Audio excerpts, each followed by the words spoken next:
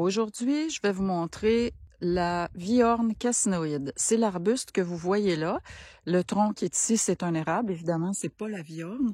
Donc, ce que je veux vous montrer par rapport à ça, c'est ces bourgeons, parce que c'est assez particulier et c'est ce qui fait que c'est facile de la reconnaître l'hiver. Fait que vous voyez ici, je vais agrandir l'image un peu, on a des bourgeons de feuilles ici. Fait que ça ressemble à des petites cornes en fait. Ici, il n'y en a seulement qu'une, mais ici, on en voit deux collées une sur l'autre. Et puis, si on regarde ailleurs, on va voir les bourgeons de fleurs. Fait que les bourgeons de fleurs, la particularité, c'est que vous voyez l'enflure au centre. On a les deux feuilles chaque côté, mais on a une enflure au centre, ce qui nous montre que ça va être les fleurs. Donc, les fleurs vont ressembler à quoi? Ben, en fait, ça va être des fleurs blanches portées par un pétiole, c'est-à-dire une tige, comme on dit souvent, là. Donc, il va être décollé du bout de la branche parce que la feuille, la fleur, elle va être un peu plus loin. C'est une ombelle, ça ressemble à une ombelle, c'est comme un petit parapluie de plein de fleurs. Il y a une autre viorne qui est presque pareille comme celle-là, c'est la viorne lentago, mais celle-là, la fleur n'aura pas de pétiole.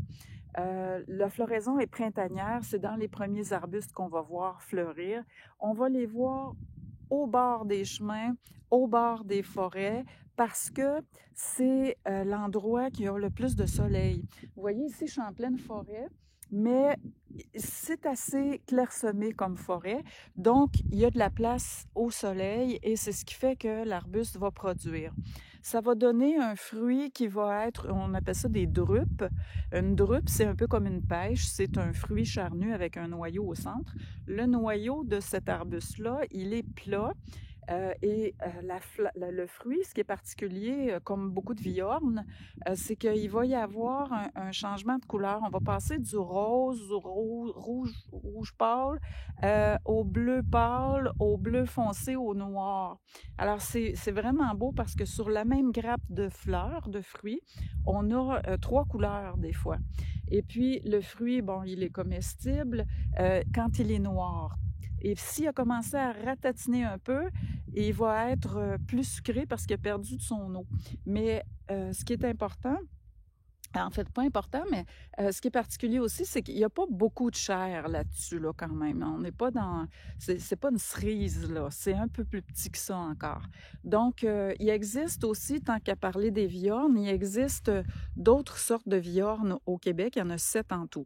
La viorne cassinoïde, la lentago, c'est deux qui se ressemblent vraiment beaucoup. Les feuilles aussi, elles sont ovales, dentées. Et puis, la lentago, comme je disais, c'est que le pétiole, il n'y en a pas pour les fruits, là, la fleur. Ensuite, on a la viorne trilobée et la viorne comestible qu'on appelle la viorne édule. Ces deux-là, on les appelle des pimbina parce que c'est les deux seules viornes qui vont donner des fruits rouges à maturité. Ensuite, on a la viorne de raffinesque, j'en ai jamais vu. On a la viorne à feuilles d'érable, j'en ai jamais vu non plus. Puis on a la viorne bois d'orignal, qui est aussi appelée viorne, attendez un peu, à feuilles d'aune. Donc, toutes les viornes donnent un fruit noir, sauf les deux pimbina. Et puis, ben voilà, c'est un arbuste que vous pouvez planter sur votre terrain. Hein. Il y a beaucoup de semenciers, là, puis de pépiniéristes qui vont vendre des plantes sauvages du Québec. Fait qu'il y a possibilité d'en avoir. Et évidemment, les oiseaux aiment bien aussi. Et puis, ça garde pas ses fruits l'hiver. On ne voit jamais les fruits l'hiver comparativement aux pimpinats.